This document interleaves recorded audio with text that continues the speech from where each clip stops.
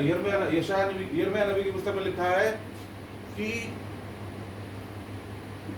धनी अपने धन पर घमंड न करे। अगर आप धनी हैं, परमेश्वर ने आपको धन दिया है, तो आप घमंड न करें, क्योंकि हमारे पास तो हमारे किए हुए गुनाह हैं, बाकी सब कुछ किसका है? परमेश्वर। किसका? बाकी सब कुछ परमेश्वर का। हालेलुया। हमारे और आपके पास जो है हमारे किए हुए गुनाह हैं, बाकी सब कुछ जो भली वस्तुएं हैं वो परमेश्वर हमें देता है। इसलिए हमें घमंड नहीं करना है कि मेरे पास क्या है? धन है। लिखा है धनी अपने धन पर घमंड न करे। अगर आपके अंदर घमंड है कि मैं धनी हूं और आप दूसरे को तुच्छ समझते हो कि इसके पास धन नहीं है, मेरे पास बहुत धन है और ये मेरे सामने कुछ भी नहीं है, कहीं ना कहीं मैं क्या है, कुछ ओवर स्मार्ट हूं, इसलिए मेरे पास धन है, मैंने इकट्ठा किया है, तो ये घमंड की भावना है। और एक घमंडी व्यक्ति क्या है? परमेश्वर का शत्रु होता है। हालेलुया। बाइबल लिखा है यहोवा घमंडियों का क्या करता है? सामना करता है। अब जिसका परमेश्वर सामना कर रहा है तो उसके शत्रु तो हुए, और दीनों पर क्या करता है? वो अनुग्रह करता है। नम्र व्यक्ति उसका मित्र होता है, नम्र व्यक्ति और दीन व्यक्ति उसका दोस्त होता है परमेश्वर का।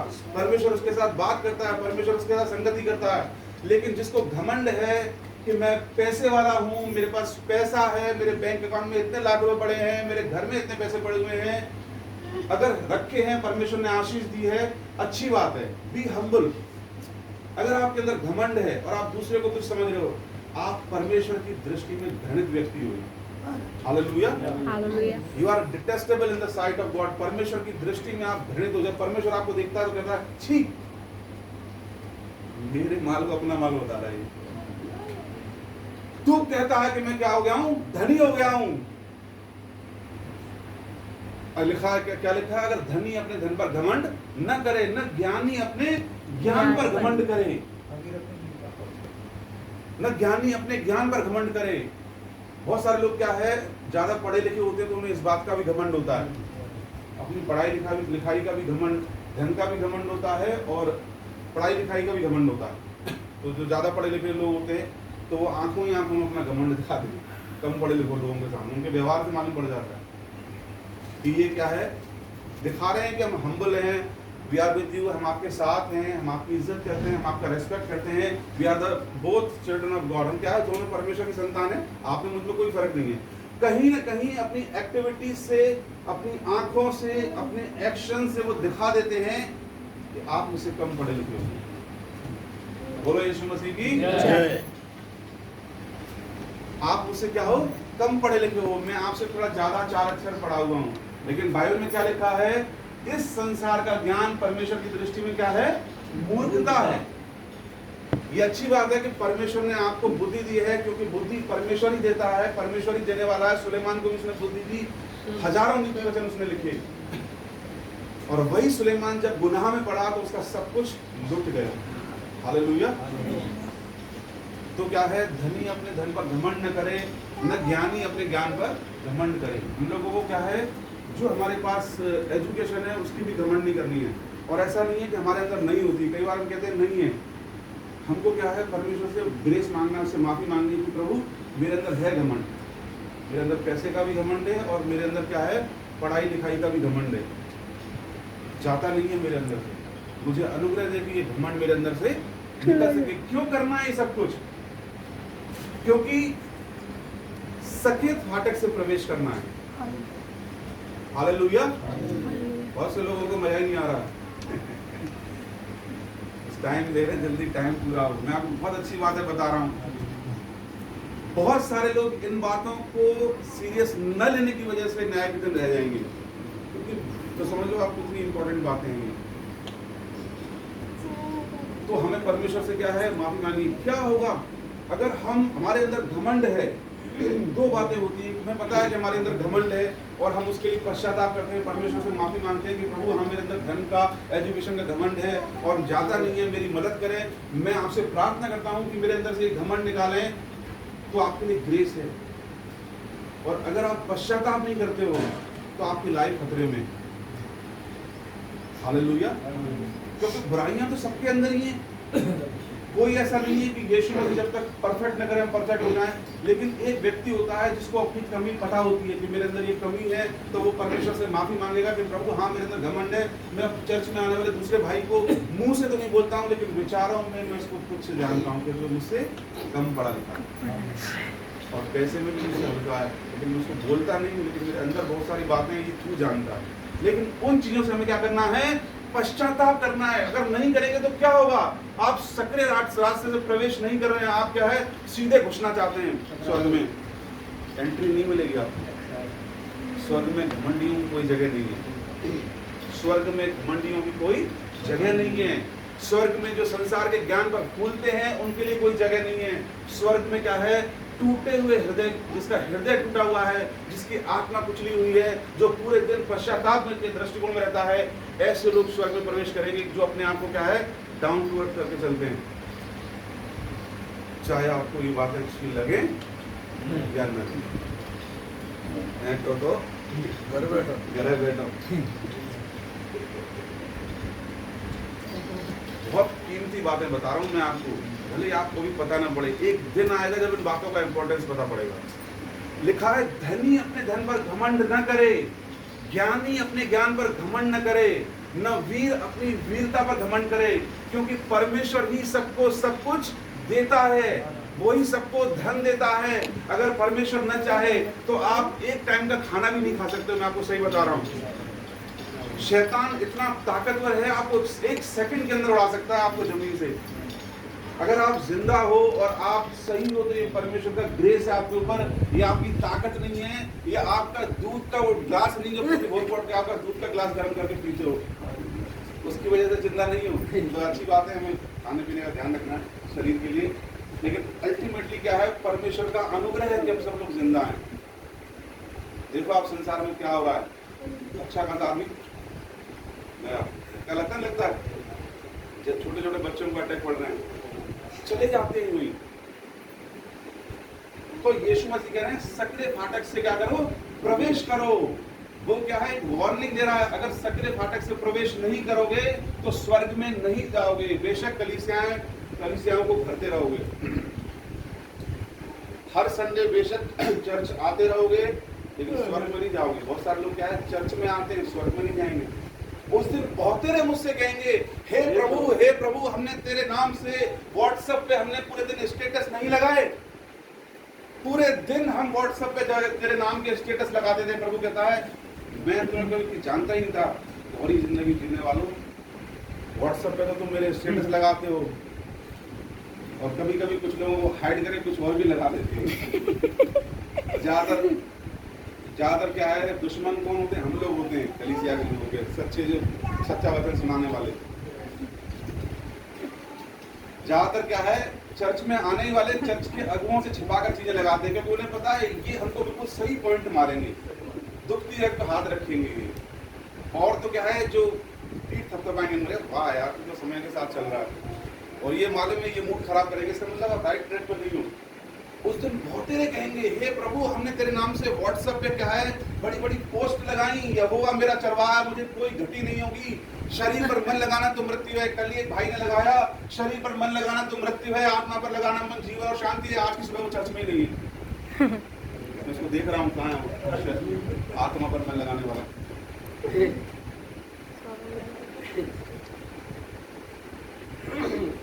मैं कभी नहीं लगाता हूँ मदर्स डे, फादर्स डे, मुझे पता है अगर मैं लगाऊं और मेरे अंदर प्रेम नहीं है तो सब बेकार है।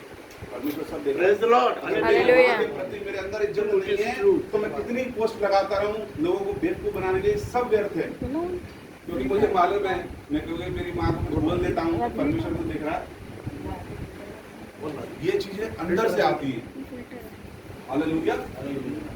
तो वो कह रहा है सकेत फाटक से क्या करो? प्रवेश करो, अपने आप को झुकाओ। कष्ट होगा तुम्हें, जब अपने आप को झुकाओगे तो क्या होगा? तुम्हें कष्ट होगा, लेकिन तुम्हें करना है। तो कहता है द्वार मैं हूँ, अगर तुम अंदर जाना चाहते हो, आई एम द वे, मैं द्वार हूँ। पहले मेरे जैसा बनने के बाद ही तुम द्वार के अंदर घुसोगे, मेरी लाइफ को परस्यू करके ही तुम द्वार के अंदर घुसोगे। अगर मेरी जैसी क्वालिटी तुम्हारे अंदर नहीं है तो कभी भी परमेश्वर के राज्य में प्रवेश नहीं कर सकते। Hallelujah, hallelujah. क्योंकि चौड़ा है वह फाटक और सरल है वह मार्ग जो विनाश को पहुंचाता है। चौड़ा है वह फाटक, बहुत चौड़ा फाटक है। और क्या है, काफी चौड़ा फाटक है। अगर चौड़े फाटक में 4-5 लोग घुस रहे हैं तो सब आराम से एक साथ घुस जाएंगे। चलो भैया आ जाओ आ जाओ आ जाओ भैया। और लिखा है चौड़ा है फाटक और सरल है मार्ग जो विनाश को पहुंचाता है। सरल है वो मार्ग। आज बहुत सारे लोग क्या है, गलत काम कर रहे हैं, कोई इन्हें रोकने वाला नहीं है। गलत जीवन जी रहे हैं, कोई इन्हें रोकने वाला नहीं है। सब कुछ कर रहे हैं, सब कुछ उनको मिल रहा है, लेकिन अंत में क्या मिलेगा, लिखा है कहां पहुंचाता है, विनाश को पहुंचाता है। क्या फायदा, आपके जीवन के सब काम होते जाएं समय समय पर, और अंत में परमेश्वर आपको कहे मैं आपको जानता ही नहीं हूं, और आप विनाश में जाओ, क्या फायदा। हालेलुया। लिखा है जितने यीशु मसीह के साथ चलते हैं वे सब क्या किए जाएंगे, भक्ति का जीवन बिताना चाहते हैं वे क्या किए जाएंगे, सताए जाएंगे। कैसे सताए जाएंगे, जितने भी यीशु मसीह के साथ एक भक्ति का जीवन जीना चाहते हैं वे सब सताए जाएंगे। कैसे सताए जाएंगे, आपको कोई नहीं सताने आ रहा, कोई आपको परेशान नहीं करने आ रहा। इसका मतलब बहुत से लोग सोचते हैं कि आप यीशु मसीह को मानने लगोगे तो आके लोग आपके घर पर धावा बोल देंगे, अरे तूने अपना धर्म बदल दिया, मारो पकड़ो उसको। ये बहुत रेयर होता है। क्या होगा जब आप यीशु मसीह के समान भक्ति में जीवन बिताना चाहते हैं, क्योंकि यीशु मसीह का जो जीवन था वो संसार के सिस्टम से बिल्कुल ऑपोजिट था। संसार इधर जा रहा है तो यीशु मसीह कहाँ जा रहा है, इधर जा रहा है। नेचुरली आप जब किसी नदी में आप एक स्विमर हो, तैरने वाले हो, और किसी नदी का बहाव इस तरफ है और आप इस तरफ तैरना चाहते हैं तो आपको क्या होगा, कष्ट होगा, आपको ताकत लगानी पड़ेगी बहुत। और इस तरफ तैरना है तो क्या करना है, खाली अपने आप को छोड़ देना है, अपने आप लड़कते लड़कते पहुंच जाओगे। तो ये संसार क्या है, इस तरफ जा रहा है, विनाश की तरफ जा रहा है। और जब हम यीशु मसीह के पास आते हैं, उसके कहे हुए वचनों को चलने की कोशिश करते हैं, तो हम बहाव के विपरीत तैर रहे हैं। तो हमको अब क्या होगा, कष्ट होगा, क्योंकि ज्यादातर भीड़ क्या है, विनाश की तरफ जा रही है। गलत काम कर रहे हैं लोग, गालियां बक रहे हैं, दारू पी रहे हैं, गुटखे खा रहे हैं, और भी गंदे गंदे काम कर रहे हैं। छोड़ दो आप यीशु मसीह को, आपको करने की जरूरत नहीं, आप अपने आप करने लगोगे, वही चले जाओगे विनाश की तरफ।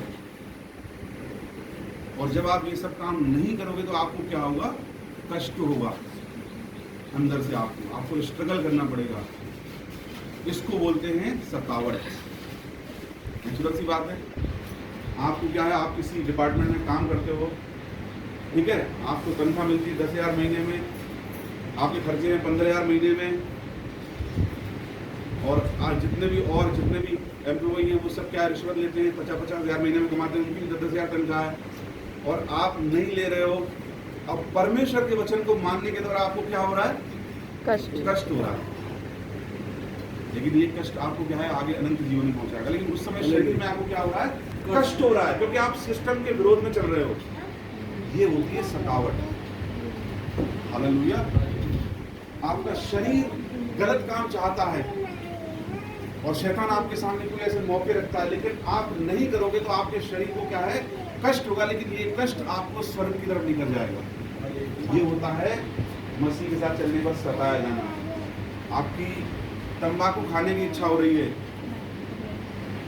और आप नहीं खा रहे हो, और आपके अंदर बहुत इच्छा हो रही है, अब आपको क्या हो रहा है, कष्ट हो रहा है, क्योंकि आप यीशु मसीह को मानते हो। ये पॉजिटिव कष्ट है जो उनको झेलने।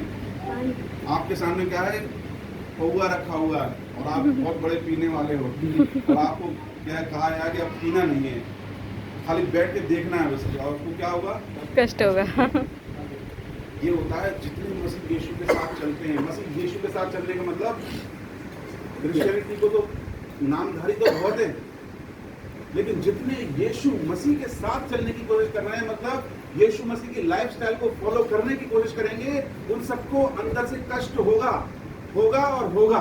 लेकिन वो कष्ट आपको क्या है, परमेश्वर के आनंद की तरफ लेकर जाएगा, और जब वो आएगा तो आपको स्वर्ग में लेकर जाएगा। आमीन। हालेलुया। बस यहाँ पर भी आपको आशीष मिलेगी।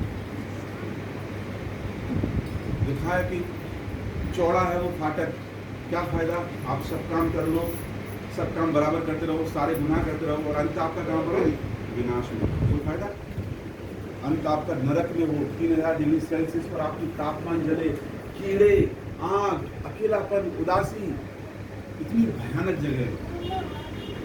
हालेलुया। ये बहुत सारे लोगों में क्या है, बहुत सारी चीजें हो रही हैं, सब चीजें हो रही हैं, सब काम हो रहे हैं, काम धंधे अच्छे चले, नौकरियां लगे, शादियां हो, और मरने के बाद नरक में जाएं तो क्या फायदा? उस धनवान की तरह। इसलिए यीशु मसीह क्या करा है, सकरे फाटक से प्रवेश करो।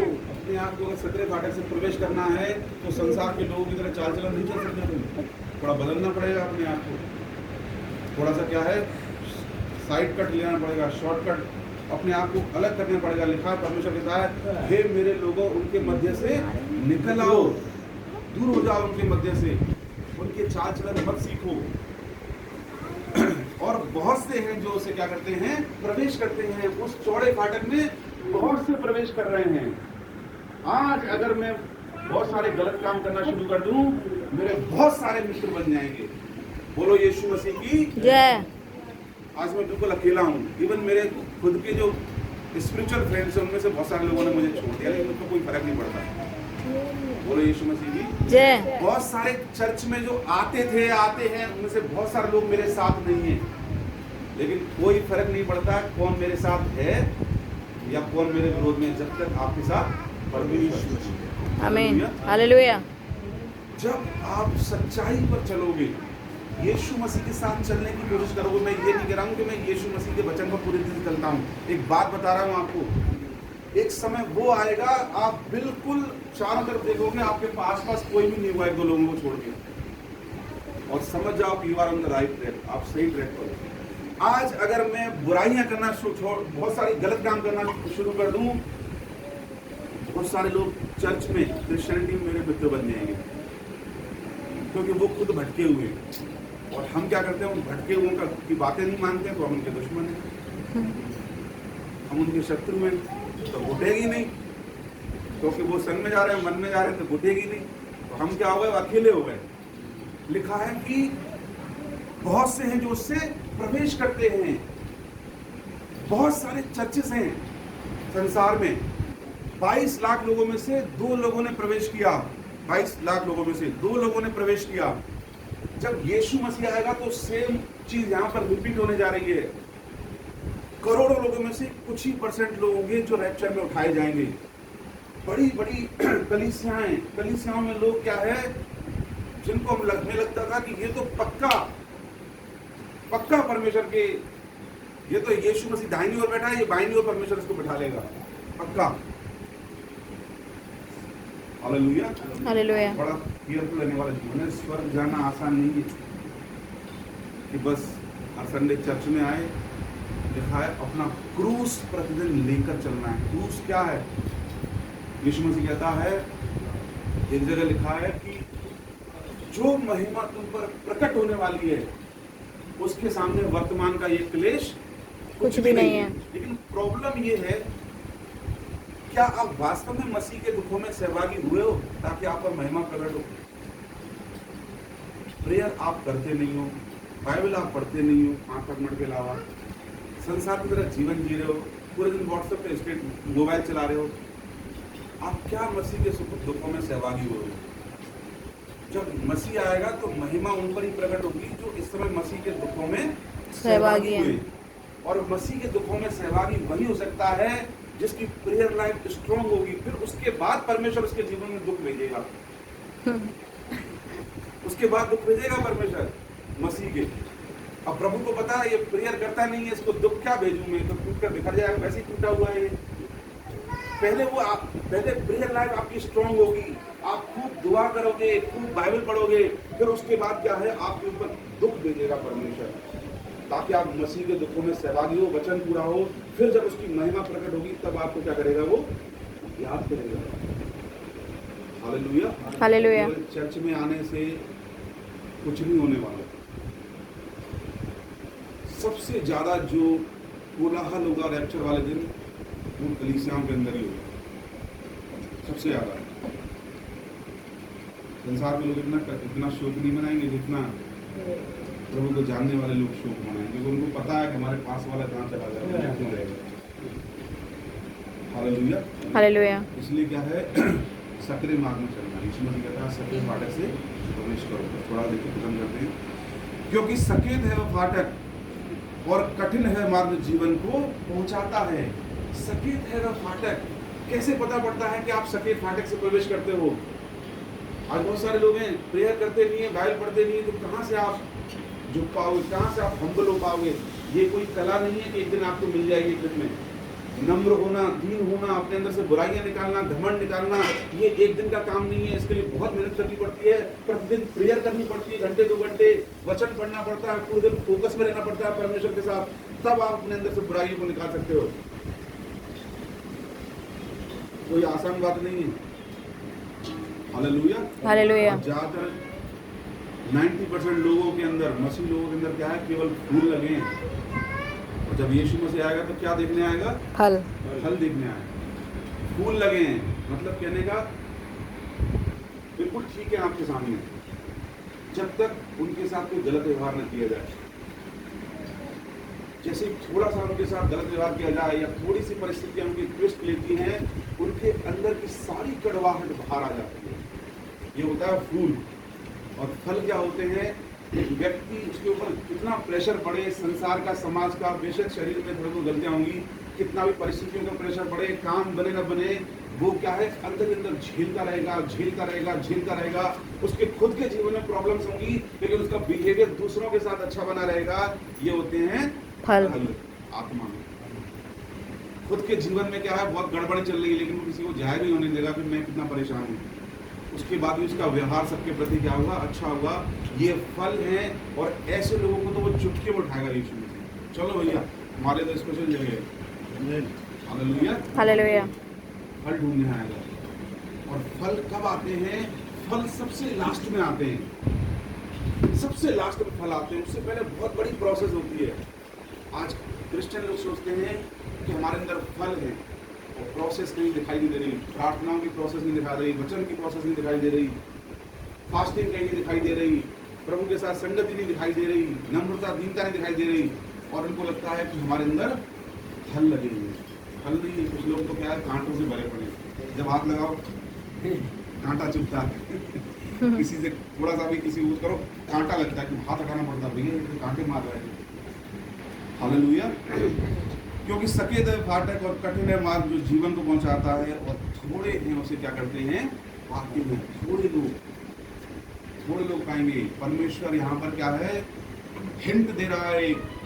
हिंट जीता जाता है। थोड़े लोग पाएंगे स्वर्ग को। अब आप सोच लो कितनी जनता है, कितनी पॉपुलेशन है, 1 अरब से ऊपर है संसार की, और उसमें से थोड़े लोग। अब अपने आप से पूछो, क्या मैं वो व्यक्ति हूँ जो उस थोड़े में हूँ या नहीं? मैं अपने आप को जांचना है। क्या मैं सक्रिय मार्ग में चल रहा हूँ? क्या मैं नम्र बना हूँ? क्या मैं अभी तक घमंडी हूँ, या मेरा घमंड पर डे बढ़ता जा रहा है? जैसे जैसे पोजीशंस मेरे पास बढ़ते जा रहे हैं, चीजें मेरे पास बढ़ती जा रही हैं, मेरी हदें बढ़ती जा रही हैं, मैं और ज्यादा, मेरा कैरेक्टर बिगड़ रहा है। क्योंकि अंत में ना परमेश्वर ये देखेगा आपने कितनी आत्माएं परमेश्वर के लिए जीती, कितने दूर दूर तक आपने जाके प्रचार किया। वो देखेगा आपके खुद के अंदर के हृदय का जीवन कैसा है, अंदर कितना बदलाव हुआ। क्योंकि लिखा है मैं यहोवा क्या जांचता हूँ? मनों को जांचता हूँ। लास्ट में मन को जांचेगा। क्या हमारे पास क्या है? पहले कुछ भी नहीं थे, अब कुछ है। तो हमारे पास क्या है? घमंड है। क्या हम नम्र बने हैं? हमें अपने आप को जांचना है कि आज अगर यीशु मसीह आ जाए, मैं भीड़ में हूँ या फिर मैं क्या है? उस थोड़े से झुंड में हूँ। ये हमको क्या है? जांचना है। कहीं ऐसा तो नहीं है कि परमेश्वर मेरे जीवन में सिग्नल्स दे रहा है, इंडिकेशंस दे रहा है खतरे का, कि तू अपने आप को कुछ समझने लगा है। मैंने क्या लिखा है? जब पत्र की पुस्तक में, दूसरा पत्र में, जब परमेश्वर ने उन स्वर्गदूतों को नहीं छोड़ा जिन्होंने पाप किया। सोचो, स्वर्गदूत कौन होते हैं? स्वर्गदूत। उनके अच्छे हो जाएंगे इस देह में? नहीं। जब उन्होंने पाप किया तो परमेश्वर ने उनको अंधेरे कुंडों में डाल दिया। तो और हम और आप आदम के बच्चे जो पूरे दिन हमारे दिमाग में खुरापातें चलती हैं, हम जब पाप करेंगे तो परमेश्वर हमें कहां से बख्शेगा? कभी भी न सोचे कि मैं हर मैं भाई साहब को मैं दशमांश देता हूँ, मैं ये करता हूँ, मैं उनके हाथ पे पैसे रखता हूँ, मेरा बोलने का तरीका अच्छा है, मेरा बिहेव करने का तरीका अच्छा है। कंपैरिजन न करें, मैं उससे अच्छा हूँ, मैं उन लोगों के समान ऐसा नहीं करता हूँ, मैंने परमेश्वर के लिए किया, कुछ भी नहीं किया हमने परमेश्वर के लिए। सब कुछ वो हमारे लिए करता है, हम तो सिर्फ उसको धोखा देते हैं और कष्ट देते हैं अपने व्यवहार से। इसलिए हमको क्या करना है, लास्ट में चेक करना है, क्या हम सकरे फाटक में चलने की कोशिश कर रहे हैं या अभी भी हम क्या है चौड़े फाटक। ये मत सोचो कि आपने अडल्ट्री छोड़ दी है, मूर्ति पूजा छोड़ दी है, हत्या नहीं करते किसी की, तो आप अभी भी गुनाह नहीं कर रहे। घमंड भी गुनाह है। Hallelujah, hallelujah. घमंड गुनाह है। अपने आप को क्या करना है, नम्र और विनम्र, ताकि जब प्रभु यीशु मसीह आए तो हमें पहचानने से इनकार ना करें। आइए,